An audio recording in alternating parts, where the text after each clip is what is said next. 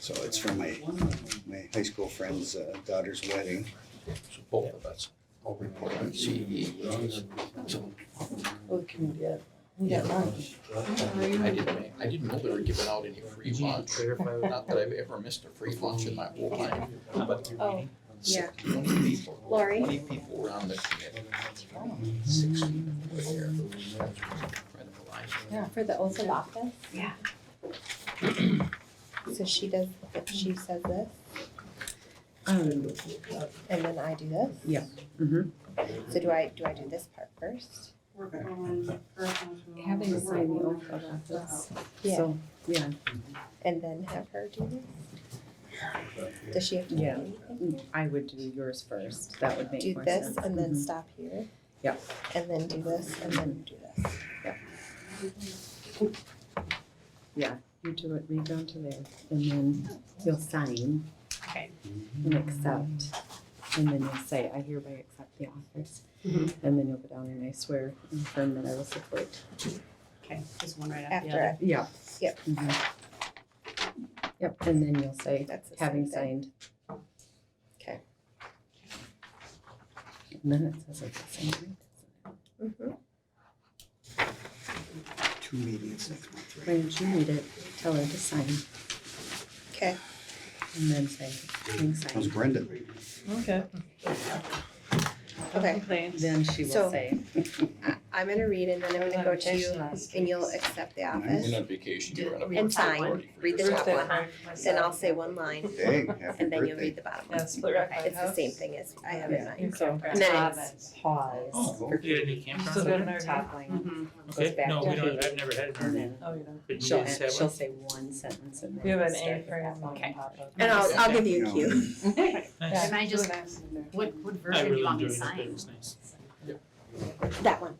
This one? Oh, yeah, sorry, you're supposed to say that one, but these are the ones you'll sign, here and here, Okay, so sign that one first after she, then pause, and then I'll read this one, then sign that one. Yep. Okay, and then you'll sign this one. This is the one that she's gonna read to you. okay, yep, Ceremony, and then you're gonna do that, and then that goes down. okay, that sounds good. I'll be standing, What's I'll that? be standing. Yes. Okay, we'll call the meeting to order.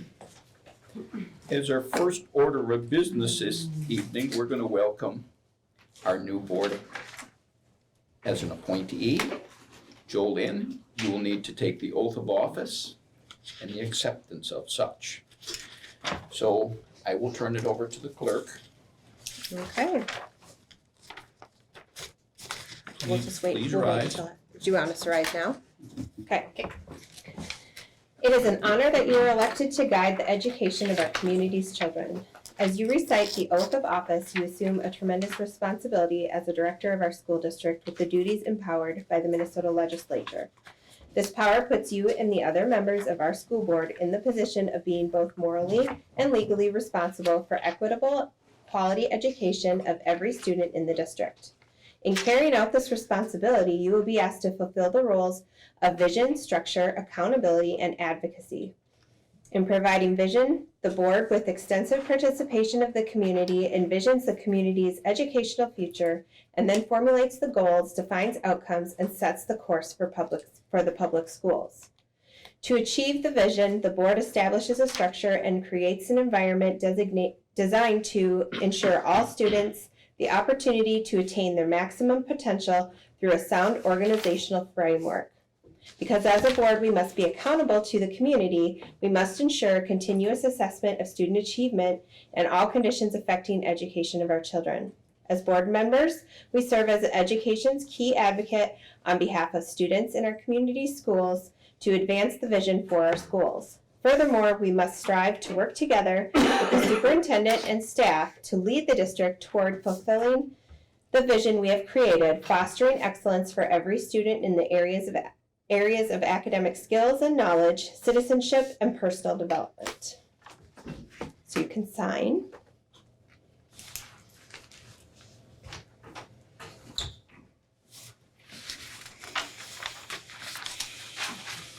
And then you will read the acceptance of office. I hereby accept the office of school board member of Independent School District Number 252 for a term beginning September 26, 2022 and expiring December 31st, 2022. Having signed the acceptance of office and oath of office, I hereby publicly affirm my commitment to the oath of office. So now you will do that. I swear affirm that I will support the Constitution of the United States and of this state, and that I will faithfully discharge the duties of the office of school board member of Independent School District Number 252 to the best of my judgment and ability. Welcome. Congratulations.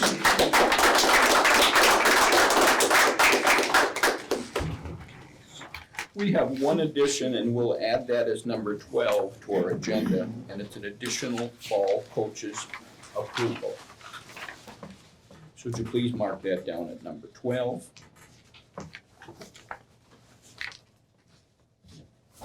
taking them in order. Oh.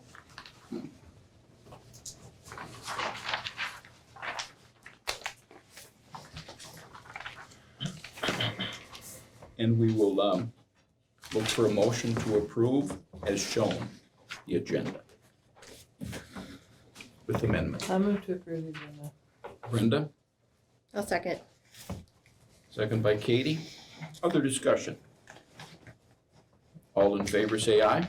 Aye. Opposed? That is carried. Usually we say the pledge first. I see it second. Would you please all stand and join us as we say the Pledge of Allegiance? I pledge allegiance to the flag of the United States of America and to the republic for which it stands, one nation, under God, indivisible, with liberty and justice for all. Marlo, I don't suspect you should be standing the whole evening. I wonder if we can get an extra chair. I'm fine. I sit all day. I hear you. Oh. Okay, now that I've messed that up, we do need a motion and a second for the acceptance of Jolynn. I didn't see that either. I missed that out of sequence. I'd make the motion to accept. I'll second. Luke, on the motion. It's I out of didn't see that sequence. either. It's out of sequence. I'm not that kind of guy. Katie on the second. Yep. Any discussion? All in favor say aye. Aye. Opposed? Carried. One scheduled presenter, Stephen Strauss with our MCAs. Stephen, the floor is yours. Thank you, Bob. I'm Stephen Strauss, the K-12 Assistant Principal and District Assessment Coordinator. So each year, we have MCAs in the spring, and 3 different subject areas are reading, math, and science. And I've got just some data and some bar graphs here to show you guys in comparison to the state and to our neighboring districts, the ones that touch us. And then just some general information about the 2 different buildings and kind of how, data is interpreted and all. So you can go to the next one, Jeff. So just some general comments on the MCAs so these were all taken in the spring, so that's why it says the 2022 results on that title on that first slide. The results come out in August in embargo, so it's only available to school staff kind of on a need-to-know basis, and then they get to put out to the public shortly after that. Cannon Falls scores from last year, a slight decrease in reading proficiency from last year, an increase in both math and in science, and we are above the state average, or state numbers for proficient in all 3 subject areas. Statewide, decrease in reading, increase in math, and a decrease in science. And that last bullet point there, when it says all students who were tested are included in the local and state results, when you go online, you can choose a couple different categories of who to include, and one of them says only those meeting enrollment criteria. And if we did that, we would only select certain ones that were enrolled in Cannon Falls at a certain point. I like putting in the data for anybody that tested, whether they showed up in Cannon Falls a week before we took the MCAs or not, because at that point there are students. So whether we taught them all year or not, there are students at that point, so we include all of those results in the data. Next slide, Jeff. Thank you. So the results that I'm giving you here, all the numbers are district numbers, and on the upcoming slides, you'll see which grades correspond to which subject area. If you want to look at grade specific, data, we'd be here for a long, long time. So I just took the district numbers. If you want to look at grade-specific data or comparing to other, statewide data for specific grades, that's all publicly available on the Minnesota Report Card website. Each building has its own goals tailored to the MCA goals and staff development, whether it's an after-school session or a workshop day. Some of those meetings and things like that are identified by the PLC leaders and kind of are tailored to meet the needs of the buildings for those goals. And then individual score reports for each student will be sent home at fall conferences, and if parents don't come to those fall conferences, the school then mails those out. So each parent will get a score report showing what the student's score was, how it compares to the local average, how it compares to the state average, and then just some other general information. So this slide here now shows just a bar graph for reading, and the way the state has it set up for reading is every student in grades 3 through 8, and then in 10th grade, again, gets reading. So you'll notice grades 5 and 8 get hit up with a lot. Grades 3 through 8 and 10 get reading, grades 3 through 8 and 11 get math, and then 5, 8, and 10 get science. So I got all the raw data in a couple slides, but from this one here, you can just see that, again, we're above the state average and we're above local districts with the exception of Northfield when it comes to the reading. Next one, Mr. Sampson. For math, again, grades 3 through 8 and 11 above the state average, and Goodhue is slightly above us, and then Northfield is as well. And then if you look at science, this is grades 5, 8, and then in the high school, they usually just, for the science, they usually just refer to it as high school science because high school students take the science MCA in the year that they take biology, which for some schools is grade 9, for some schools is grade 10. We do it in grade 10. And this is just another example of a student that came, student came middle of the year last year, was a 9th grader, but ended up taking biology because she had been taking biology in her previous school. So we had one 9th grader actually take the science MCA. So that's just another point of data there that somebody came in. It's tough moving schools anyway, but then, that student ended up being in that biology class. And then with this, nobody scored higher than us on the percent proficient in science, and that's actually an improvement for us as well compared to statewide average, big time. But then for Northfield last year had surpassed us in all 3 areas. This year, they did not in science. So here's the raw data showing the percent proficient. So the percent proficient takes in the students that meet standards and exceed standards. So there's 4 different categories. There's does not meet, partially meets, meets, and exceeds. And the percent proficient takes in those that meet and exceed. And don't look at these, if you're new to some of this data, don't look at these at all and think of like what you maybe grew up with the grading scale, 90, 80, 70, 60, and you're seeing 50s and 40s. It's not that way at all. That is not the way the state has this set up.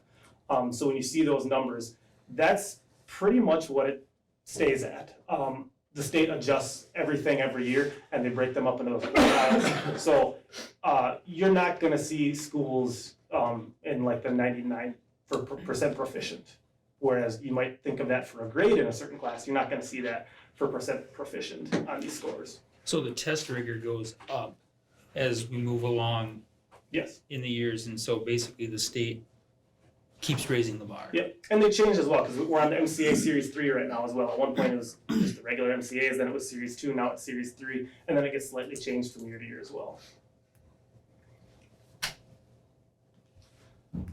So that's all the data there. I just want to give a big shout out to our staff. We, for just the numbers that we get, we do a great job. Last year's scores dipped from the prior one, but the prior one was 2 years prior, and then you had all of the COVID fiasco in the middle of that. And so even throughout all the COVID stuff, our students and our teachers did a great job persevering throughout all that. And then now that we're coming out of that and we're finally feeling back to normal, we're getting bumped up even more. And just, teachers do a great job at every level. Interventionists in elementary do a great job. Just want to give a big kind of shout out to them, and then to the students as well, because they've gone through a lot the last few years. And it's not easy, especially if you're in 5th and 8th grade and you're taking a MCA 2 days out of the week, 1 week, then 2 weeks later you're taking MCAs again 2 days, and then 2 weeks later you're taking 2 days a week for MCAs. So the kids go through a lot as well, and they do a good job. Any questions? I think the most important thing for me is when you see numbers in the 50s, and we're always used to seeing report cards in the 80s, for instance, it's all relative. Yep. Mr. Lund had made a statement a few meetings ago that our test scores over the last 5 years were stagnant.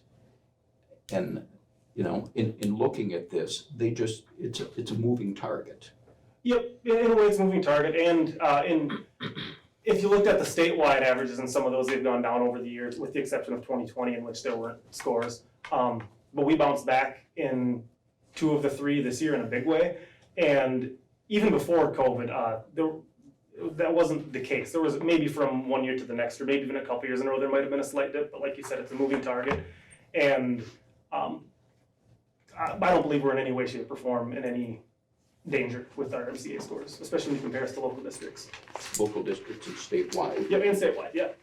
And on a national and state level, we're seeing the same thing as scores have dipped over the last. Yep, and that's true for pretty much everything. If you look at AP scores, ACT scores, yeah. Stephen, did you say that these numbers are the meets and exceeds? Yep. Only not the partially meets? Correct. Yes. So that's, okay. Any other questions? Thanks for putting this together. I think it's really laid out simply, easy to understand. Is this something we can promote? You know, we're doing our marketing and touting the good things that we do. Can we? The paper picked up on it last year and put in the local MC scores. And I'd love to see it compared to our neighboring districts, you know, so we can. We try not to drill Yeah. neighboring districts in Sure. marketing, but I think it's good if the paper picks it up and puts it out as well. And it may not apply to this too, but those RTI instructors, I think, are so important to parts of this. I've seen it firsthand how beneficial that is to get that extra help and maybe lift those numbers. So thank you to staff. Mm-hmm. Thank you, Stephen. Thank you. Thanks. Reports and communication. I believe we have several reports. We have a new student representative. We'd like to introduce him. Nathan, first name Bizarro. Basharo, yep. Okay. Tell us what's new in school as we start the year. Well, I'll start with what's happening in school and upcoming. So MHS started homework help last week for students who need a little extra help with some classwork. So usually 2 or 3 MHS members will volunteer on Tuesdays and Thursdays from 3 to 3:50 p.m. to help out students. So parents really appreciate that. Wind time has started again this year. It was less of a consistent basis prior years. We've tried it out. This year it's every Wednesday, and that is a really good opportunity for students and teachers to get on the same page with each other. The student council has been working furiously on homecoming this year. Homecoming falls on a PLC day this year, so that makes things a little more complicated for the student council and for teachers. So the student council will be doing Power Puff volleyball in the morning on the PLC day, and then a Pep Fest from 3rd and 4th hour, and then we'll be doing some activities that teachers will host throughout the day for students. Like I think Ms. Hernke wants to do cooking, so they might cook a cultural dish. And then there'll be the homecoming dance that night from 8:30 to 11:30 p.m. In the atrium. FFA members traveled to Rochester last week on Thursday for Region 8 Leadership Day. They were in sessions to look at the inner workings of local businesses, and they attended other sessions to learn more about leadership skills for later on in life. Humanities will be hosting walking tacos and music at John Birch Park on October 1st from 3 to 6 p.m. to help fund for their trip. And then students will also have an opportunity to enter into the Patriots Pen and Voice of Democracy programs through the local VFW. They're very good programs for the students. I believe the history teachers went around providing information for students who were interested. And then sports, football had a game on Friday. Thankfully the weather turned out. Everyone was a little bit nervous that there would be some rain. It was a little chilly, but they won 58-19 against Lake City. On Saturday, the girls soccer team went to Pine Island, and they narrowly beat out Pine Island. They lost in overtime 1-0. And the volleyball team finished 4th at their AA showcase invite on Saturday. And then the dance team is selling winter wreaths and plants through Gertens, so you should be interested in that to help support the dance team. And then I'd just like to recognize a couple students. Lauren Britz was a National Merit Scholar semifinalist, and she's the first one from Cannon Falls since 2018 to get that honor, and she will continue through that competition. And then also on Friday, Angel Zhang went to the Twins game and was presented a $10,000 Gary Sanchez Swing for the Fences scholarship. So we're really proud of both of them. So, yeah. Wow. Nice. Thank you. Thank you. Thank Nice you. job. Very fresh. Welcome. Okay, we have a variety of committees that met. We'll start with facilities since that's at the top, I believe. Yeah, facilities, we met, we discussed some fob issues we were having with students entering and exiting the building during school hours. I think we got that resolved with just program and timing of those things. And then the insurance claim from the hailstorm, sounds like we're good to go on a portion of that, but there's another portion that is later on in the agenda that we have to look a little further into and maybe dig a little deeper to make sure we're covering our facilities. And then the other one I had was transportation committee. Allison just wanted to let the public know there's a shortage of drivers for activities. So if you have your license or are interested, to reach out to her. And then there's also a bus and a van purchase on the agenda for today. We also went through the purchasing schedule, what that looks like. Josh did a good job laying that out for me, so I better understand. But that was it. Okay, thank you. Questions for Luke before we move forward? GCED? GCD had a meeting last Thursday. We discussed the biggest, I guess, topic was the 5RO support staff, and they're looking at they have about, it's a fluctuating number because people come in and out of their program a lot.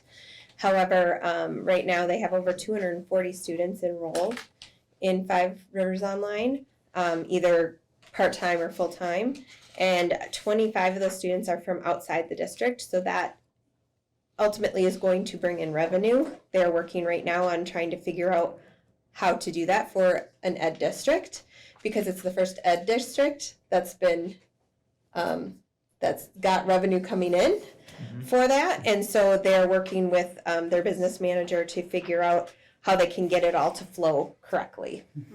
But they are also looking at the need for some more support office staff for entering in all of the stuff you need to enter in for registration, and because they have to be entered into our school district, their school district, the GCD, like there's just a lot of moving pieces with it, and to make sure that all the credit goes to where the student needs it to go. So they are working on that, but it's going really well. You know, when they first started, they didn't know if they'd have even 20 students. So now to have 240, and one of my child is taking one class through them, and it's very well organized. So I think, you know, it's a good thing for us to have that to be a part of. So, yeah. Question for Katie? Okay, we've done transportation as well. Ed Foundation, what's new? Well, the Ed Foundation met the week before last, and they're planning for they're having a poker social October 15th. That'll be at Mill Street, starting at 4 o'clock, and then you can go around to different businesses and get your hand, and it's a fun event, so keep that on your calendars. Okay. There were also some I think there were some approvals for some program requests, but I wasn't at the meeting, so. Yeah, those are the two late additions And those, we'll mention those on later. here. Yeah. Yep. Okay. Any questions for Brenda? I had the privilege of being the CE, Community Ed, representative at our meeting last week, Wednesday. I was particularly struck because we had, there's 20 invitees to this meeting and 16 were there. And it's not necessarily the best time of day for everyone, but credit to the interest in our community ed. Among the presentations was the Canon Kids, Early Childhood, ECFE, Preschool, the Chamber of Commerce, Senior Citizens, and the CFYAA. All made contributions. Lest we forget about community ed, that's a very vibrant program in our community and very well received by our community in just about all facets. I was impressed, and I wrote to you right away to tell you I was impressed. We have a very good program here. Community ed, not necessarily a moneymaker, hasn't been for years and years, and it isn't on a state level as well. But it serves the purpose of our community. They use our facilities, they interact with our staff, and they act independently, and it's a good program. You are the man on that, Reed. Would you like to comment? PTO was also there and gave a report, and we had some other community member folks that just kind of shared some things. It was very broad. In my first 2 years here, it had really been just the coordinator reports and one of our community members who was really faithful about being there. And we just wanted to try to invite some of those other organizations that are working with our kids and just kind of share and make sure that we're avoiding any duplication and what can we do to help and support each other. So, yeah, I was very happy and pleased with the turnout. Any questions? Okay, policy met. Yeah, policy committee met on the 7th to review all of the updates to the policies that are in your handouts. As you can see from the list, it was quite substantial. As noted in the corner, the substantive updates were highlighted and reviewed in detail. And so the committee really sets forth the recommendation to approve them all. The substantial changes weren't actually substantial in the end. Most of them were language of statute versus STTBS or something. Very minimal type things at the bottom of the policy. So typically we don't have that many in a year, and we do them throughout the year. So we'll cover it in detail in number 6. Okay. We'll reserve questions until we get to that spot. Moving on, administrative board reports. We'll start with elementary. We have an insert from Jen. Anything you'd like to add or expand on? Nope, nothing to add. Okay. Middle school tech, same thing there. Tim, you had a... I just have a couple of things that I wanted to highlight, and thank you, Nathan, for mentioning Lauren Ritz.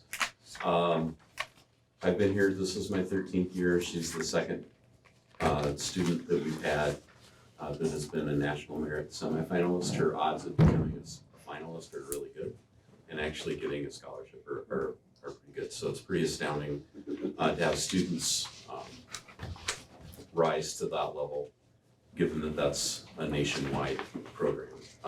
There are about 16,000 students in the nation that are recognized as national merit semifinalists, so for us to have one is a great thing, and for us to have 2 in the last 3 years is even more amazing for a school our size. We were recognized by greatschools.org for the 3rd year in a row with the College Success Award. That award is given based on our ability to prepare students for enrollment and success at the college level. So I'd like to, thank our staff and thank everybody involved in the schools for making that happen. And it's a great honor for us to be able to be named that for the 3rd year in a row. They name about 1,700 schools in the nation. They give that award to about 1,700 schools in the nation, so it's great that we're a part of that. And the last thing, which is kind of an important personal thing for me, is I'd like to thank Gemini for their donation. I think I put it in my report that Gemini is donating $100,000 for a makerspace for the middle school, high school. When Jeff came, he had us prioritize things that were important to us, and that was on my list. And based on what Jeff and I knew that was gonna cost, unfortunately, that kept going down and down and down. And Gemini reached out to us in September and said, hey, I know this is quick turnaround, but if you can get us a list, there's a really good chance that we can fund this for you. So we've been talking to them for a while. So I'd really, really like to thank them for their generosity and making something happen that otherwise wouldn't have happened for our school. And Phil Jacobson in particular, he's such a great ambassador for us, to the community and to Gemini in general. So it's a great thing. It's gonna be really neat.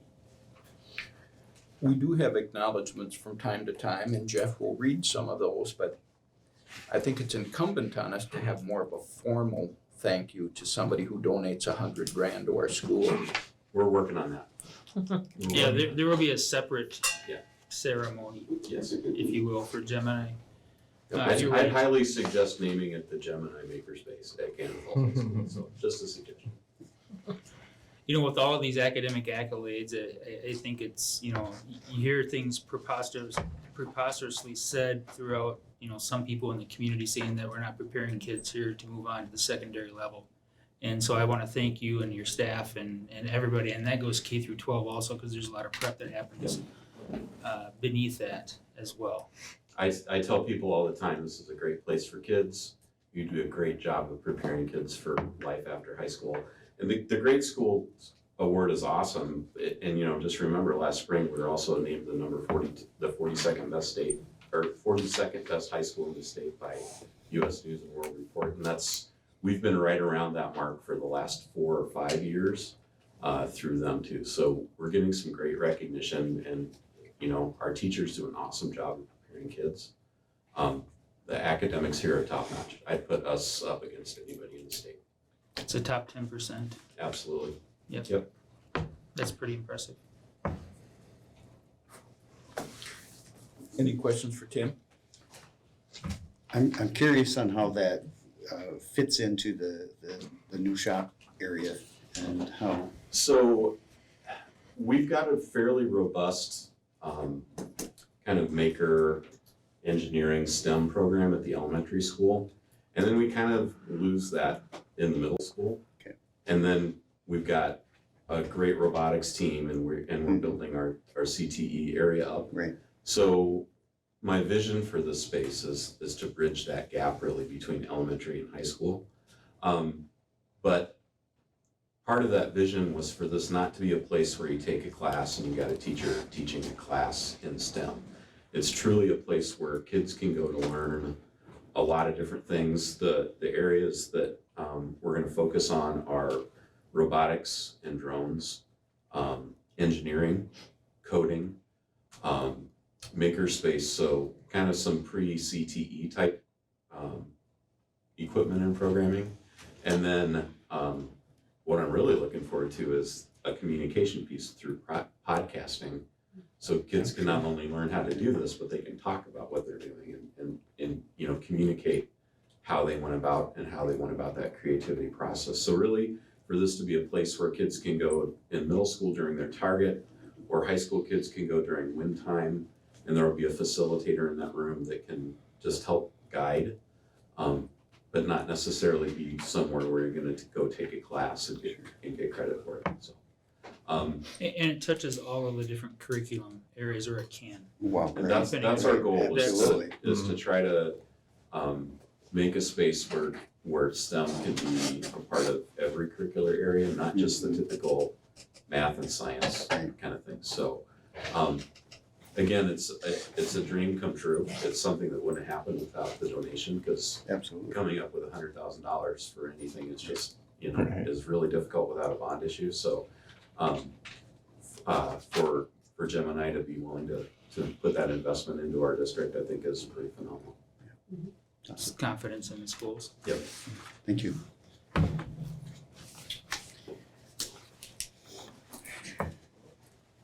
Community ed and activities. Do you have anything for us this evening? Nothing on staff, but can you answer any question? Nathan did a nice job setting the table Not for the us. sportiest guy here. Yeah. Does anybody have any questions for Reed? Okay, operations and maintenance, anything for us, Dave? Nothing more to add. We have a few things in the agenda that, there may be some questions on, so we can address them as they come up.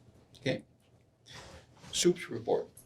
Yeah, I just want to give a quick update on the construction process. We are in the construction documents phase of design, and we are still on course to go out for bidding, probably late November, early December. Got a few things to tidy up and some detail items to put into the construction documents. And as of right now, we're still on course to be on budget. Where the rubber meets the road is the bidding. So, other than that, that's pretty much all I have unless you guys have questions.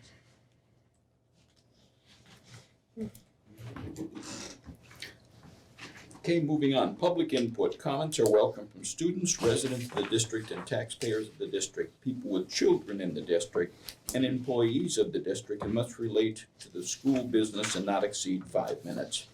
The board cannot engage in a discussion during that comment period, but will take the information and find answers if it is appropriate. Due to data privacy concerns, the speaker may not address criticism toward an individual employee during public input. Individual complaints should be handled privately with administrators and/or the superintendent. As part of board protocol, it is unacceptable for any speaker to slander or engage in character assassination at a public board meeting. Does anyone wish to speak to the board about school concerns? Mark? Mark Lund, taxpayer in the district. You owe me an IOU on your annual public meeting to address, I'll read it to you. School boards are to hold an annual public meeting to communicate plans for the upcoming school year based on a review of goals, outcomes, and strategy from the previous year. Stakeholders should be meaningfully involved, and this meeting is to occur separately from a regular scheduled school board meeting. It's the responsibility of the board to have this meeting. I'd asked last board meeting, when we had the last annual meeting, because I see no record of it. And you have the IOU to get back to me on it. So have we had it this annual meeting? It's a board responsibility. And I'm actually reading from a report the board has approved from 2018-2019 Workforce Summary Achievement Integration Progress. And that's read right from this report that you as the school board and you as the board chair have approved. So I'm interested to know when you've had this last annual meeting. It's required by state law. You had an IOU to get back to me on it. We have it every December, Mark. We What's talked that? about this. No, We we have it don't. every December as part of the world's best workforce. If we don't get There's no assessment, Mark, notice, I'm there's trying no to tell notice. you when this is happening. There's no notice or Are appointment. you finished as a No, public input? no, I'm not finished. All right, finish your statement and Mr. Sampson will respond. It's a board responsibility. And on the appointment of Miss Williams, the reading that you read said she was elected. That's not true. She was appointed. So I would ask that that be clarified in her oath of office. And then I would like to point out to the board that in order to make an appointment, there has to be a resolution approved by the board. And that's under state statute 123P.09, subdivision 5B. Any vacancy on the board other than a vacancy described as subdivision 4, which deals with the illness of a member, must be filled by a board appointment at a regular special meeting. The appointment shall be evidenced by a resolution entered in the minutes and shall be effective 30 days following adoption of the resolution. I've got a copy of both the last two meeting minutes, and there is no resolution in those minutes to appoint Ms. Williams to that board position. Therefore, she's illegitimate sitting at that board table. Thank you. You're gonna make a statement. So going back to your world's best workforce summary, Mark, you heard tonight that the assessment results don't come in from the previous year until August. And so the Okay, where's the one from 2020? This is not a give and This is take. not You give and made your- take, Mark. You made your input, you're done. The World's Best Workforce meeting is usually in December. Usually fluctuates between November and January. We There's use no agenda for it. previously assessed data. You're gonna have and to we leave if have- you don't be quiet. And we have an earmarked time during those meetings for any input. Plus, we have it during curriculum committee meetings, which are public meetings. We set goals. We put them in the World's Best Workforce. That's part of the curriculum report. But the curriculum committee does not meet state statute, or 2/3 members from the They community. meet state statute, No, Mark. they do not. We're gonna have to disagree on that, either Cut that or the challenge us. argument, bring your legal advisor, ask an attorney that understands statute, bring that response back to us, or otherwise you're a moot point on this. Just write it down. You're finished for this evening. Other speakers. Okay, I have to change my approach to a little softer. Does anyone else wish to speak to the board about concerns that they have? Okay. I guess, so what Marlo? about the point of, the appointment not being done properly? His point about, Ms. Williams' appointment. We believe that she's been seated correctly, Marlo. We will look into it. As we said in the past, we'll respond when we get the information that may be contrary to what we've done here. But for now, she's seated. But we'll get that answer at the subsequent meeting. Anyone else? You know, it's important to respond to these, and much of the time we don't have an opportunity or don't wish to respond at that meeting because we have to go back and get information or clarify situations.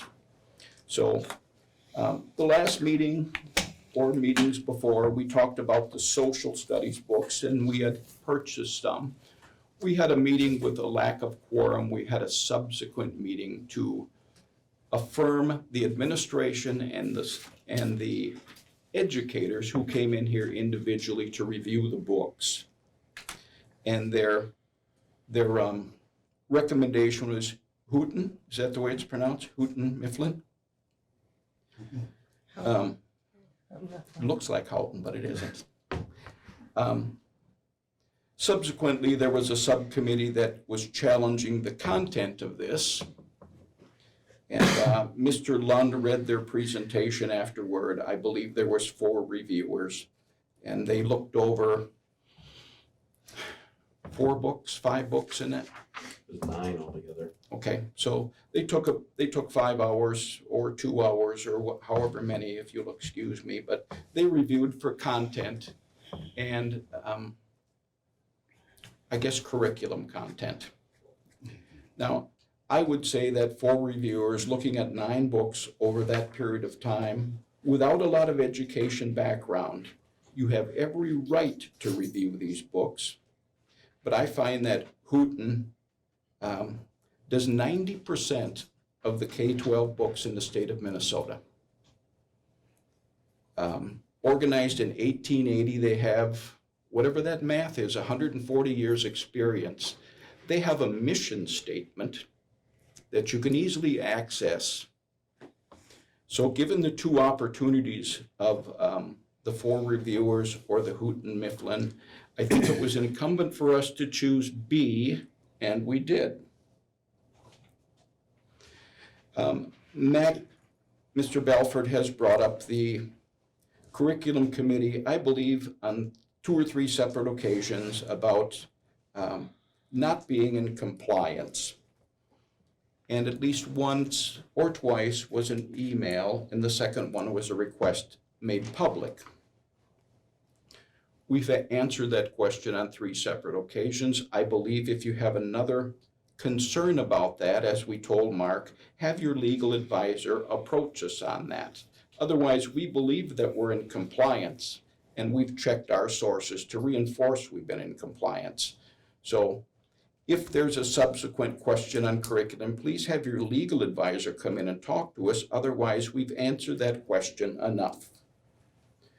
Mr. Lund, you made a comment about election judges several meetings ago, and the propriety of the election judges, if they should be allowed somehow. I don't know where you were going with it, but the election judge that's an employee of the school was an election judge that was an employee of the school last time you were on the board. You didn't seem to have a problem with it then. And I don't think it's appropriate to bring it up now, because if that person wasn't eligible, it wouldn't happen. So I'm just going to put that one to bed. You know, our education measuring stick happens to be MCAs, can be U.S. News and World Report, can be greatschools.org. They've given us an exemplary rating in the past in 2 of these, and the MCAs are excellent, especially when we put it in relative terms. As a district and as a community, we should be not only happy with our results, but damn proud of our results. And we should not have to defend our results on education in this district.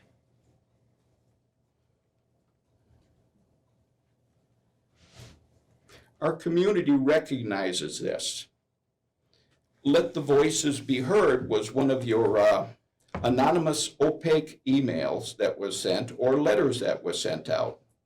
Somewhere between 66 and 68% of the community agreed with us. You provide us a quality education, we'll support you financially. It's been done. It's been done somewhere about 11 to 14 of our referendum/bond issues. When we built our facility, when we rebuilt our facility, we had in excess of 60% of our community that voted for our field house, that voted for our renovation. Another source to me that says we're doing good. As a school, as a community, as a governmental agency, we have transparency. We're required to have transparency. You ask, we'll let you know. If you disagree with it, that's entirely your right. If you come up with something challenging and say you're wrong here, we'll inspect it and review it. I believe that people that make insinuations for us that don't fall into the education process are opaque. I question the origin of some of the information that gets presented. I question why there's issues such as let your voices be heard, which is absolute tripe, but at the same time it's innuendo tripe. It casts us in a negative light that we don't deserve to be cast, but seem to always be a point of origin for a group. I know you meet on a regular basis because you've told me so. If it's not that, it's postcards that have absolutely no author to them. How are we supposed to defend that stuff? It's innuendo, and in some cases it's lies. More than a year ago, I can't remember, maybe Mark or Matt can say, they brought in this critical race theory. We don't hear too much about it. But in reviewing its author, Mark and Matt pushed this on me. I was not ready to take it.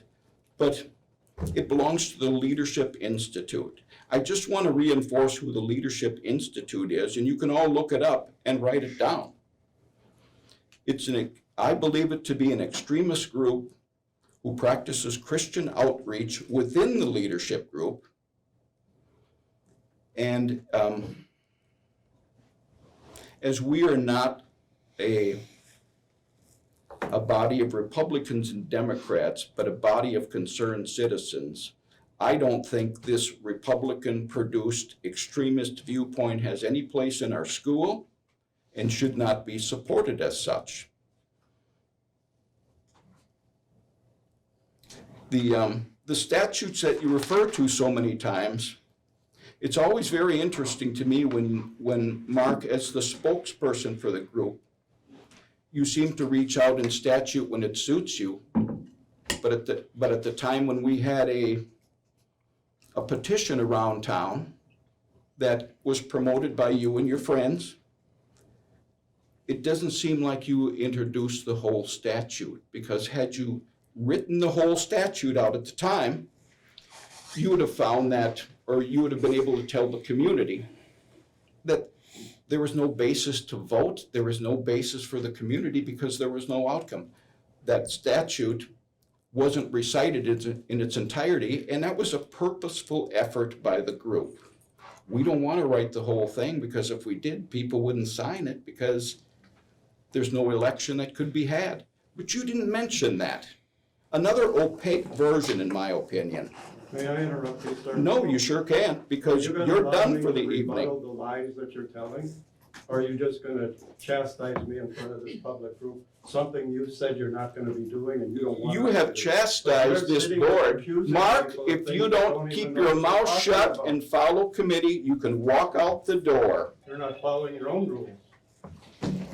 I think I'm doing just fine. If you're the harbinger of rules, then you can sit up here eventually and you can direct people. But for now, it's been pretty sickening with the opaque approach that you've given.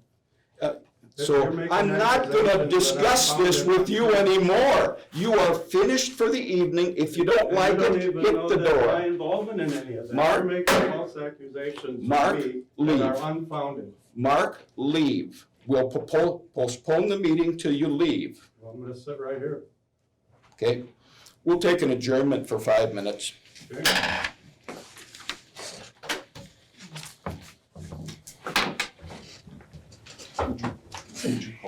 Would you call law enforcement? Local law enforcement as our sergeant at arms, who's outside right now.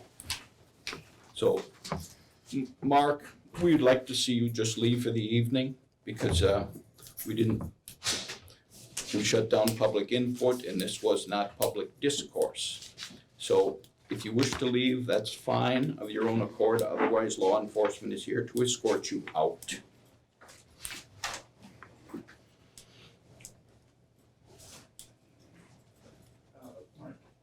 Mark, Yes, sir. can I talk to you for a second? Sure.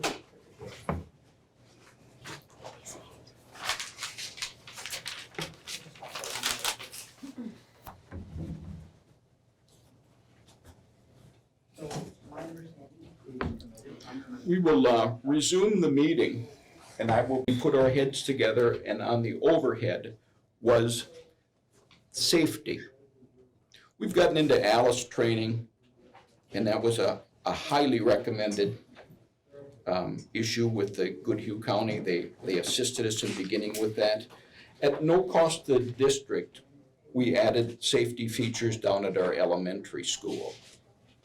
Our third time was adding safety features to the back of our facility so that when the doors are open and we have vendors come in, there's a privacy issue, and it's one more area that we're concerned about for our children. We've made that known. But there were still letters to the editor about the voting no. So I can draw a straight line in my opinion, not yours, but in my opinion, that people who voted against this and were very vocal against it were in some way voting against the safety of our students. So again, our safety, the budget, and the education of our kids in any particular order is where we come from. Lastly, we've never projected ourselves in my many years in this school board as either being Democratic or Republican.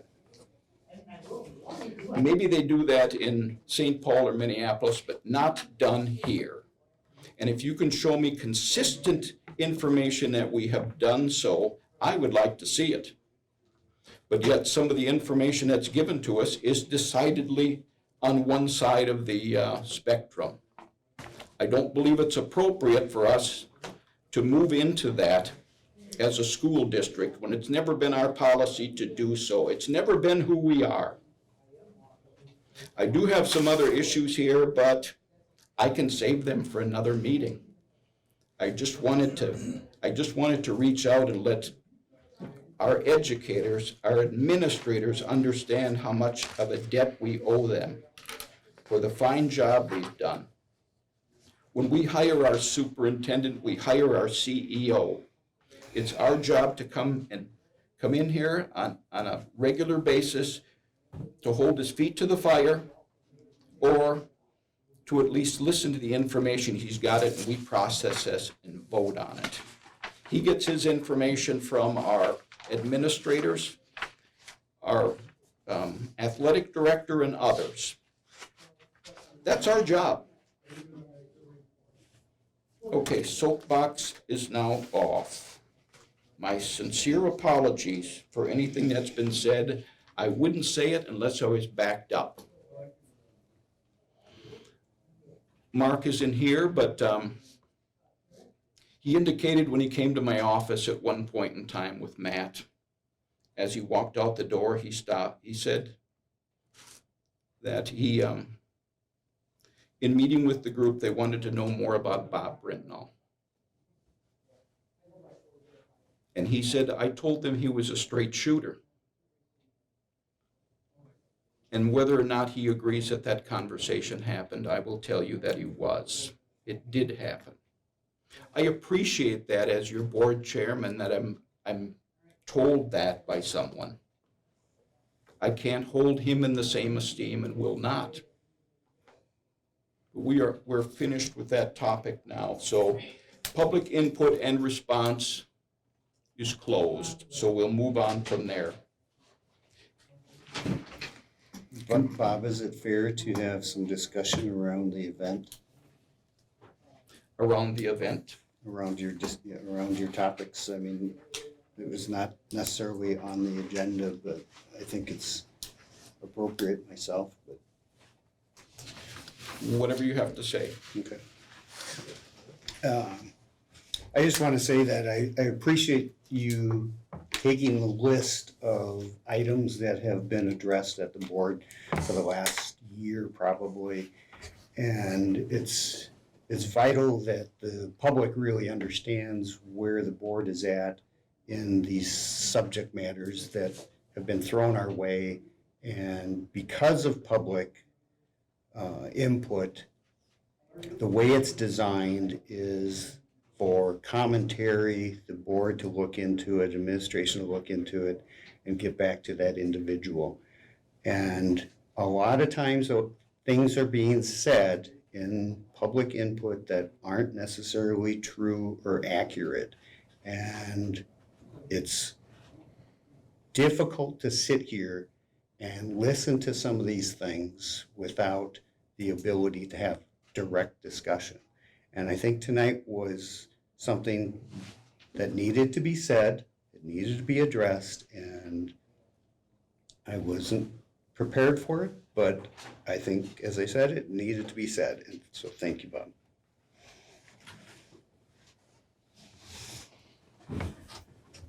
Feels like a morgue in here right now. Are we all okay? Can we move on now? Okay. Consideration to approve the finance report. This ought to liven it up. Oh, yeah.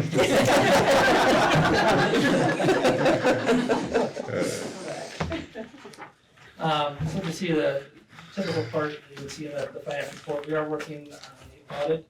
The audit each year is, our fiscal year is July 1 through June 30th. The audit is due to the state MDE by December 30th. We're going to, of course, present at the business meeting in October. It's a long task to get through some of those things, as a lot of the information is really not available to us until mid and late August, and some even into September and October. But really what you end up seeing out of the audit is a snapshot of the school's financial status at June 30th at the end of the fiscal year. But in order to compile all that data, it's a lot of work behind it. So it is on track, and scheduled to be presented at the business meeting in October. You see at the top there would be the cash balances as of the date of the report, and then just kind of a listing of items that are coming up as both inflows and outflows of cash for the district. You'll see the majority of our revenue is from ideas, as we talked about many times in the past, and that's the revenue from the state of Minnesota doled out to districts on the 15th and the 30th. Part of where that kind of play comes in for the audit is we received 90% of our funds for the current year during the current year, 10% cleaned up afterwards. So in total, you'll receive 100% of funding, but we don't get that last 10% until generally we get August 15th and then sometimes even the August 30th payment. So in order to reconcile state receivables for audit, we're typically not being able to do those things until the end of August, beginning of September. Some items in there, and they'll kind of play into what we talk about later in transportation. You'll see the bus purchase and the 2 van purchases. If anyone has been in the market for vehicles or have been looking for vehicles or have heard other people, they're really not hard to get. And these 3 vehicles were approved by board recognition last fiscal year for this fiscal year. We should have had them in place by now, but they're still on their way. The vans could be November, December before we get them, and the buses probably looking more of the October, November, hopefully. So you'll see when we get later on the audit, when we talk, or sorry, later on the agenda, when we talk about bus and van purchases, they're not for this fiscal year, they're for next year, so we can get them ordered in hopes of having them for fiscal 24. So I'll keep sliding those things down as we find out dates for that. It'll stay in the cash flow because we know that that's budgeted for and will eventually come out of our cash. You also see there the 2022A project reimbursement. Right now, we're able to cash flow a lot of those costs, so we're able to get a better interest rate in our trust that's set up for the building project. So we'll be doing that project, the majority of it, until next summer.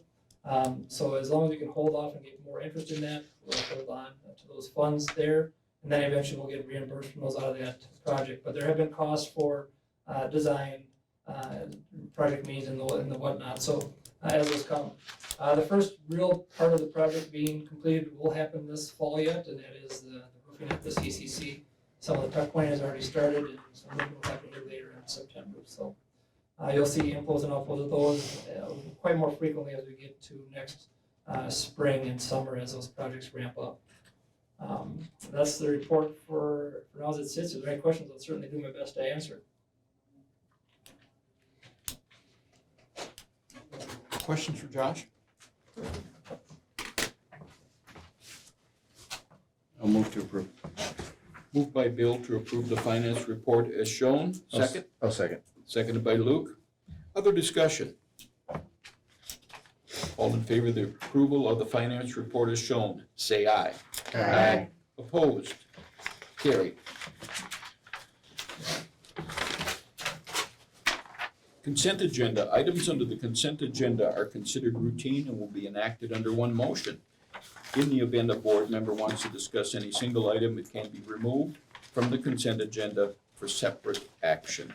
We usually start with Jeff acknowledging the gifts that have been given to the district. Thank you. And some of these we've talked about before, but I think it's worth mentioning again. Obviously, we have a lot of support in the community, not only from businesses, but also from private individuals as well. So as I read through these, we'll give a big thank you at the end. 200 rulers from FJ Moore for student use, 150 earbuds from the Kuzi Group for student use, school supplies supplied from Merchants Bank for student use, $300 from Hearthside for school supplies for the elementary, $10,000 from Gemini for our robotics program, $350 from Gemini for school activities, $400 from Gemini for high school art. Tim mentioned before the $100,000 Gemini donation for the Makerspace Lab in the middle school, high school. $1,500 from Holly Leland for the girls' tennis and courts. $515.40 from Anonymous for staff workshop luncheon. $250 from Gemini for baseball. $400 from Gemini for Interact. $200 from Triangle for tennis. $14.99 from Mike and Stephanie Otterness for books to Stephanie Bowen's classroom. $5,256 from the Cannon Falls Ed Foundation for math stackers for Laura Alber's classroom. and I believe that grade level, if I remember correctly. And then $2,000 from the Ed Foundation for an author visit from Laura Albers and the Literacy Committee. The last two were the on here. Yep, were the amended ones that came in late, so we decided to add them. But thank you very much for our partners in the district. Anybody have any questions on the consent agenda? You want to take a minute to look at the minutes from August 22, and see if there's any issues or discrepancies there? And when you're ready, I would look for a motion to accept the consent agenda. I'll make a motion to accept the consent agenda. Katie? Yep. I'll second. Luke? We have a motion and a second on the floor. Is there any discussion about any of the items? That's an amazing list of contributions, and I just want to say thank you too. Community has been a good partner for us. All in favor of the acceptance of the consent agenda as shown, say aye. Aye. Opposed? Carried. Old business, we have none. New business, consideration to approve a Family Medical Leave Act extension in accordance with Teacher Master Contract Article 10, leaves of absence. Jeff? Yes, the leave is requested to be extended from September 19th through January 2nd, and this is for Ariana Larson, and I recommend that we approve it. Look for a motion to approve. I'll make the motion to approve. Luke on the motion. Second. I'll second. Katie on the second. Other discussion? What subject is this teacher? Or is it a teacher? Elementary. Elementary. Yep.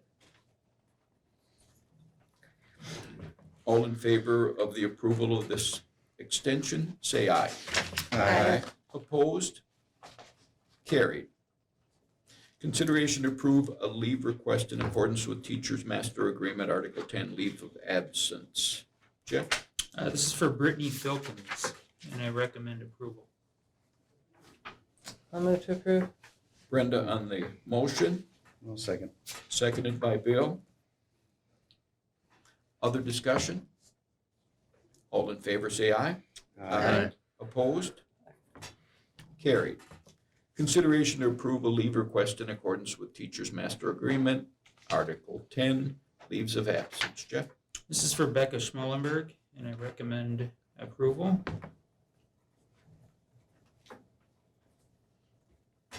Motion? I'd make the motion to approve. Luke on the motion. Second? I'll second. Seconded by Bill. Further discussion? All in favor, say aye. Aye. Opposed? Carried. Aye. Sorry. You're a little late on the job, huh? Yes. Consideration to approve a resignation effective October 1. Yes, this is for Carissa Ulrich Yelming. She has been on leave for a few years, and she is deciding to resign as of October 1st. And we do thank Carissa for her service here in the district. I'll move to approve. Brenda on the motion, I'll second. seconded by Bill. Other discussion? All in favor, say aye. Aye. Opposed? Carried. Consideration to approve a 22-23 assurance of compliance and equity law. This is an annual item that the state has us approve at the board level. We are in compliance with equity laws in the state. This is a procedural acceptance more than anything. I'm sorry, I should probably pull that up. It's dealing with the Civil Rights Act and making sure that we're in compliance with like Section 504 and the Americans with Disabilities Act and a whole bunch of other equity type acts.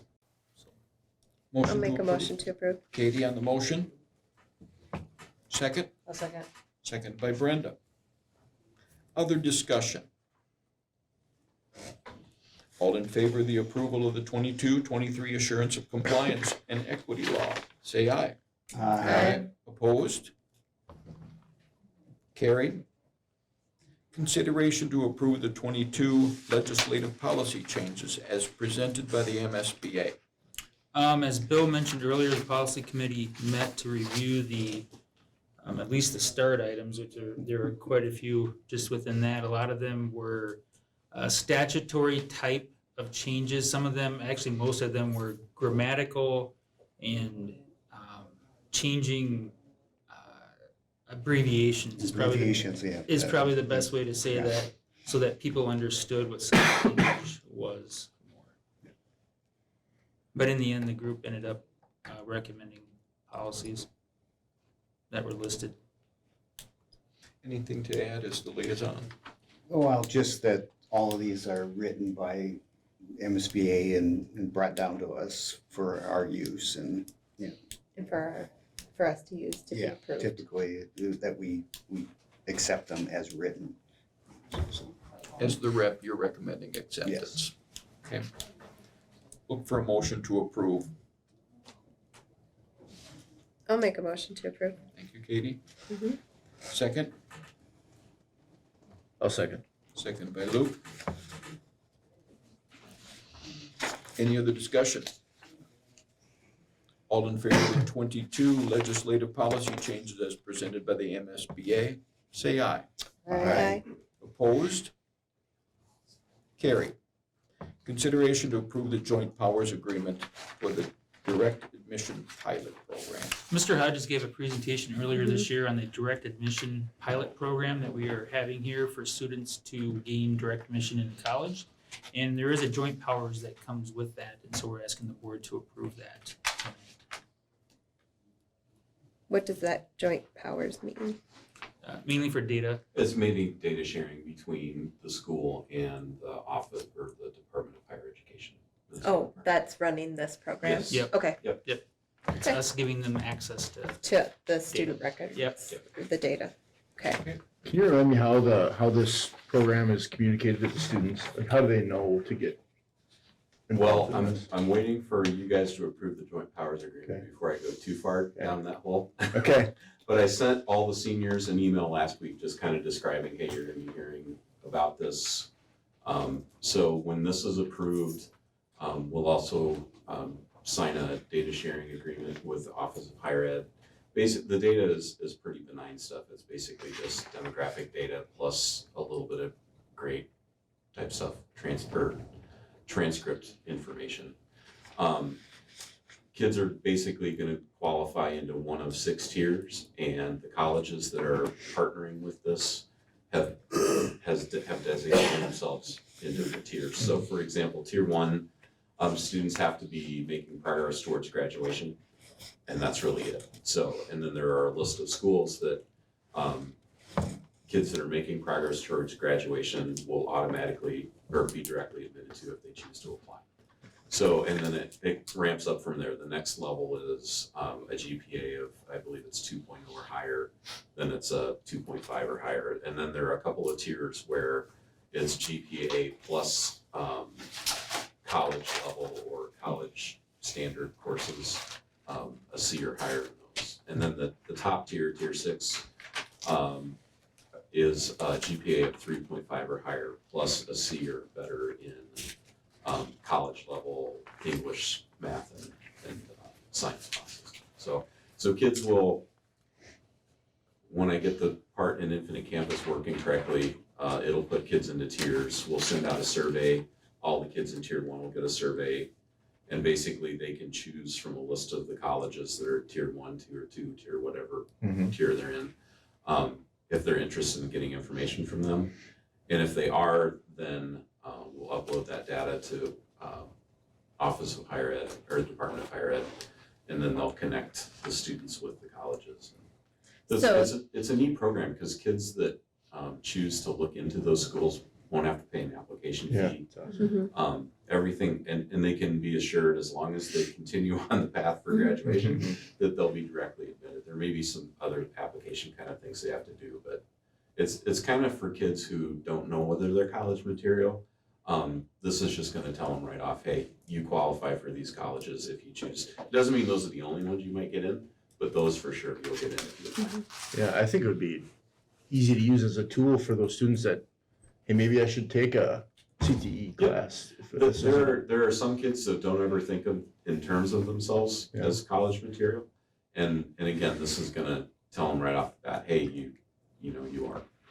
So. And when they get that initial, that initial tier Yep. thing, is that when can they opt out to not have anything Yeah, they shared, don't or? have to be a part, they don't have to be a part Okay. of this. Just checking to see if it was like an individual basis, or if it's, okay, Absolutely. And there will be an opt-out for parents if parents don't want their kids' data to be shared or shared, anything. then there'll be an Okay. opt-out for Yeah. that too. So Okay, that letter is on my desktop, my computer, halfway done right now, so. so it's a win-win basically, Yeah, if they I want see to, it- I see it as- or if I they see it don't, as a it's win. okay, Yeah. yeah. So Mrs. Hoffman and I started working on this in July. There was a little bit of funding that came along with it for being part of the pilot project. So it paid for some of her time in July. And we don't have the issue that some schools do. We don't charge students for transcripts until after they graduate. But some schools do, like if you, after your 5th free transcript, you have to pay. The pilot project pays for those too. Okay. But again, the big thing for me is the application fee waived, and it's waived all year long for all of our students. So as long as they're applying to these schools, the 52 schools who are part of the pilot project, they won't have to pay the application fee. So the vast majority of students will get an email. Is there gonna be kids that fall through the cracks that might not? So get an email? there will likely be a handful of students who aren't on track for graduation now, who they will get an email. And it's basically, their letter is gonna say, hey, here are things that you need to do to get yourself on track. We can run this report whenever we want. So we can run it weekly, we can run it monthly, however we decide to do it. So at any time of year, if we get, and we can manually change the tier of a student. If we see, hey, the Infinite Campus put them in tier 3, but they should be in tier 4, we can go too. So as things change, we can make adjustments there. Okay. I'd make a motion to approve the joint powers agreement. I'll second. Motion by Luke, seconded by Katie. Any other discussion? All in favor of the approval of the joint powers agreement for direct admission pilot program, say aye. Aye. Opposed? Carried. Consideration to approve the forensic engineering services. We had a big hailstorm come through the district last April, if some of you remember that. And we sustained damage on our facilities, I should say. We had our insurance company out shortly after the storm to start assessing the damage. We went through it, and maybe I'm getting out ahead of my skis a little bit, and that's where I'm going to throw Dave out here in just a little bit. But we had a company, our insurance company, come in with their people to start looking at our buildings and grounds. And basically there was concerns about roofs and HVAC units and among other things. And so the insurance company came back recently, kind of in a nutshell, and basically said that our HVAC system and skylights over in the elementary would be covered to the tune of just over $1 million. Sorry? Just under $1 million. Yeah. Okay, so just under $1 million. And they were denying our roof claim on the elementary roof and the field house roof. If you remember that hail that day, it was pretty good size and pretty damaging. And the fear that the roofing company said that our warranty would be void if we did not fix the roofs, and the insurance company is saying that it's cosmetic issues. So now we're stuck between a rock and a hard place. I don't know if you want to add more to that, Dave. Yeah, it just seems to be a real fine line between cosmetic and actually functional roofing. And with having close to $1 million damage and everything else, to say it's cosmetic is just a matter of opinion, is what I think. So we need professionals to be able to figure that out. My fear is maybe not today, but But 5 years down the road, when we have some major leaks, who's going to be covering this? That's my fear. Nobody could answer that question either on the insurance company Correct. side or Garland's side because they're both going like this Yeah. right now. Yep, so, we need someone to figure out, is it truly cosmetic or is it actually structural damage? And so, that's the route that we wanna go. I know that, is something that I would do on my own home, so I would do nothing different here. I have concerns about it, and I think we need to get a third party's opinion on, exactly where we need to go. So, this agreement would be with that third party.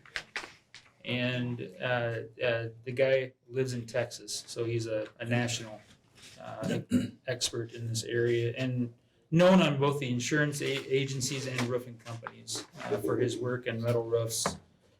He's coming in October. October 17th, I believe. And I'm suggesting that we approve this agreement to have him come and take a look, and the cost of it is pretty pittance to the size of the claim that we would have on a roof, which would reach into the multi-millions on the two roofs. Yes.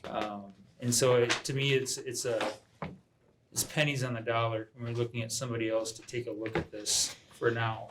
Because if, like Dave said, years down the road, we have a big water issue in our elementary and the roofing company and the insurance company aren't gonna cover it, that's gonna be, either we fight it now or we fight it, down the road. And it could be more money down the road, obviously, with water infiltration. So. If these people are hired, is there any guarantees that'll be accepted by the insurance company? There's no guarantees, but this gentleman actually has a tiered service to be able to analyze to determine whether we're gonna go any further or not. But no, he doesn't guarantee anything because he doesn't know yet. So if he looks at it and determines, there's nothing here, he's gonna stop his service and we'll just out the first part of the money. If there is something. Yep. Then he would show us the reasons why and then start doing more investigative work on it and then preparing a case. And really what it's gonna come down to, possibly even going to litigation over it with the insurance companies, when we're talking about that amount of money.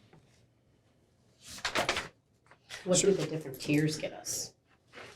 The first is to get them out here and have them do actual core cut samples to determine, what's underneath some of the structures. And then, of course, he'll analyze it. And at that point, if we want to move forward on whatever his determination is, then we can proceed after that. Has this gentleman seen pictures, or does he know what he's looking at yet? I mean, He has seen photos. Okay. Yep. Yeah, in the facilities meeting, what I was excited about was different phases. We weren't tied to a large expense, even if it wasn't proven worth it. So I thought that was a good thing. Having just a bit of experience in this roof deal, I think this is a highly recommended avenue for us to take. So, let's move in second, and then we can continue discussion as needed. Would anyone make a motion to approve the forensic engineering services? I'll move to approve. Luke on the approval? Do I hear a second? A second. Seconded by Brenda. Any other discussion? Question on the pricing for the phases, is that in addition as each phase goes through, or is that cumulative? I'm In sorry. addition, so the first phase is about 6,000, the second phase is about 14,000, so 20,000 to get the first two phases, and I would have him come out and do the testing. Yeah, so if The third phase would be additional if you were to recommend that we is go in forward. 15, so it's basically worst case scenario 34 Yeah, if we got the phase. if we went through all three phases. Yeah, if we got all three phases, at that point, he must be very confident, and we're talking potentially of how much are the roofs that they would be replacing? Several million. It's big. And the travel lift and roofer, the travel is his travel. Would that be each time? We would have a lift, and then one of the roofers would be here. On site with them, correct? Yep. Right. Phase 1 and 2 would be at the same time, so the lift and roofer would be one cost for phase Okay. 1 and 2.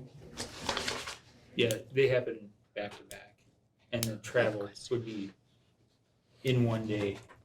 And if they're staying for phase 2, they would stay and be the same Right. trip. Yeah, it's you not reserve a three. couple days, like the 17th and the 18th, if needed. And this gentleman was referred to us from someone or He's Previous- worked with several other projects with the roofing company directly. So your question is the travel included with the 6,400? And No, it's not. It's in addition, but Right. I was just wondering if it's phase 1, he travels, goes home. Oh, Phase yeah. 2, he travels and comes home. It would be 2 trips for the 3 phases. Yeah. If And that makes so- sense.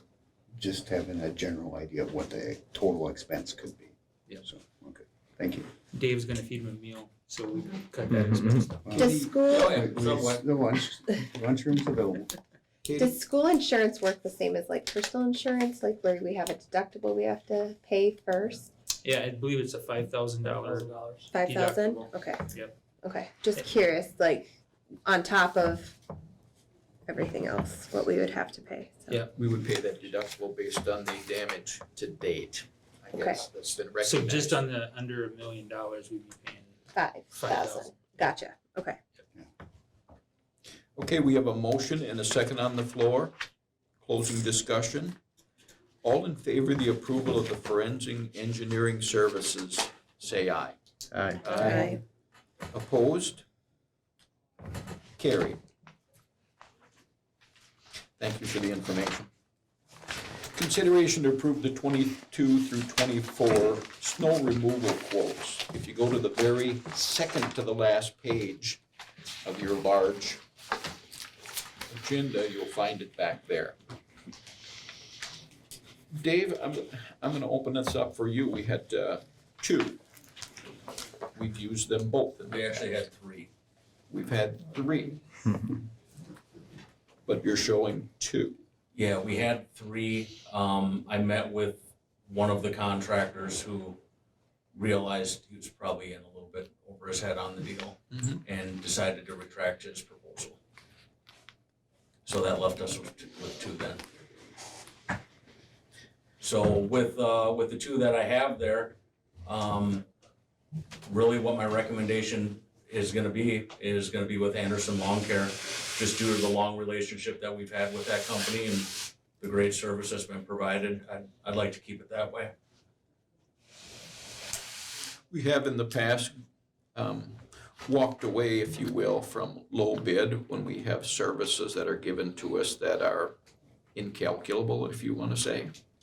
So in the past, we have used Zippy. They did a nice job for us, but there was additions and additions, so what felt like it was the low bid in October actually was much bigger by April. Yes, correct. Okay, so Yeah, I mean, that's kind of the history that we've had, and like I said, we have a continued relationship with Anderson Lawn Care that also provides us with our lawn care and our snow removal. So clearly a vested interest in doing a great job in the winter, as if they don't, they gotta fix it in the summer. But yeah, we've had a great relationship with them. You know, I'm just gonna say, when it comes to snow removal, it's not just moving snow. I mean, it's a difficult task. And with a school, it's a very difficult task. We have everything from canning kids, 5:30, 5:45 in the morning that has to be cleared. We have bread deliveries, food deliveries. We have garbage trucks. I mean, this job, without a doubt, needs to be done before 6 a.m. every single snowfall. And these guys, time and time again, are right there on the spot. We've never had an issue. And if it's not broke, don't fix it. I want to keep it the same way.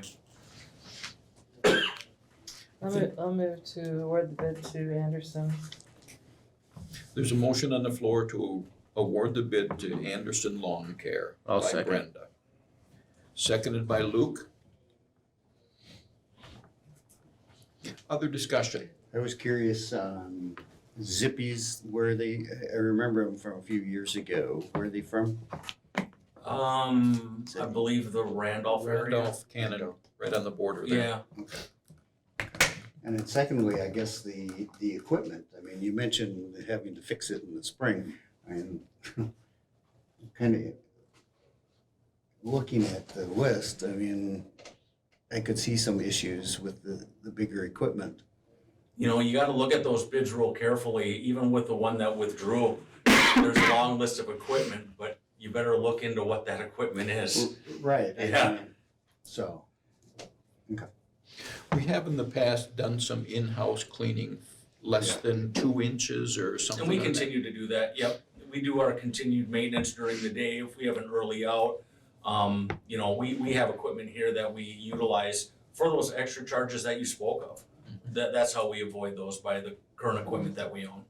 And we'll continue to do that. Okay.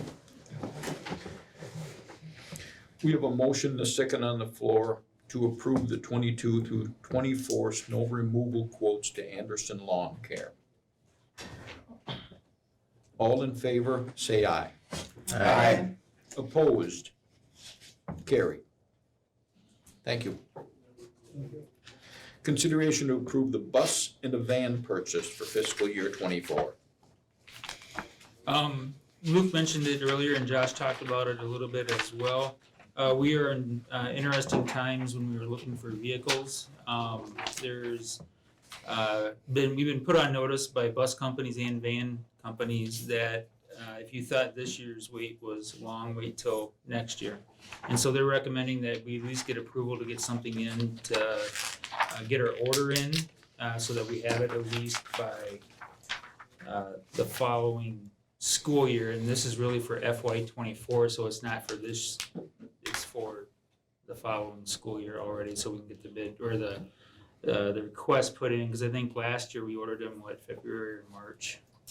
Yeah, and the buses, it's, with all the stuff, it's really the computer part of it, but this, just kind of so you are aware of the transportation kind of process or schedule we're at, this keeps us on track for bus rotation and van rotation. The vans have been replaced every 12 years. Once they reach that point, they have to go out of service, and if we don't have a van, we can't transport, and generally in those vans, that's especially at an IEP most of the time. The buses, we've done a real good job trying to get to a spot where we're rotating all buses so they're no longer here more than 15 years. We've got 18 buses, so in order to do that, we've got to one bus every year and have one on lease every 5 years in order to keep on that schedule, which makes it a lot easier for us for budgeting purposes and keeping that kind of money flow better for the district. We need to stay on. We hadn't been in that process all the time. We got to a point where we're leasing 5, 7, 8 buses at a time because we kicked the can down the road. So this really puts a step in process for us to get those buses and those vans on order. They will not be paid for and it will not come out of a budget other than fiscal year 24. So at least it gets us in the queue so that we can hopefully have those for fiscal year 24. So I guess the biggest thing I see in this is we're extending the runway in order to get it on time, but yet we're really committing $24 before any budgets are even set. So how do we set that into motion right away so it's already allocated? I think by just the board agreeing to do it. To do it. Yeah. Okay. I think. And Josh you're would build looking it for- into the There's really not a proposed fiscal 24 budget, so to speak. Right. This would be in the transportation plan when it came time to do the 24 budget. This would be put into it, but there is no official 24 budget as it sits. But considering what we've been doing, it kind of just continues it. Correct. Yeah. Right. Instead of ordering in March and putting it in the budget for the following fiscal year, we're ordering it now in October, September.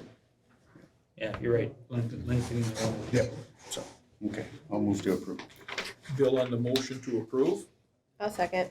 seconded by Katie. Other discussion? All in favor of the approval of the van and bus purchase for fiscal year 24, say aye. Aye. Opposed? Carried. Consideration to approve the fiscal year proposed levy for 23. This is an every year item that the board must set the initial levy. It is something that you can decrease come December in truth and taxation, but you cannot increase. And so my recommendation is always to set the max levy, not a certain number, but setting the max levy. Because you can always lower it come December, but you cannot raise it. Motion to approve? Moved by Bill, I'll second. seconded by Luke. Other discussion? Can you put max in that, by the Yep. way? That was your intention, right? Intention, yes. To, And okay, that, To do it as max, yeah. yes. we have a motion to second and on the floor to approve the fiscal year 23 proposed levy at the maximum. Correct. All in favor, say aye. Aye. Opposed? That is carried. Item 12, consideration for the additional fall coaches approval. Reed? Junior high boys soccer, Nate Harmson, came forward. We were able to meet with him and offer right after our last August meeting, where we still had that opening. So Okay. recommend approval. I'll make a motion to approve. Katie on the motion, Second. seconded by Brenda. Other discussion? All in favor of the junior high, did you say? Yes. Soccer coach? As told by Reed, say aye. Aye. Opposed? Carried. That ends this meeting. As you can see, we have a regular meeting on October 10th of 22 at 6 p.m. Anything you wish to add, you can contact Lori or you can contact Jeff to check on the propriety. Before we adjourn, I'd just like to apologize for emotions. I'm fiercely loyal to our district. I've been around here for 20-some years, probably a little long in the tooth. But I appreciate our district. I appreciate the people that work here and how hard they work here. We're finished. Look for a motion to adjourn. I'll make the motion to adjourn. Luke on the motion. Second. I'll second. Seconded by Katie. Other discussion? All in favor of adjournment, say aye. Aye. Opposed? Carried. We are finished. Thank you for your patience. Yes, yes, yes.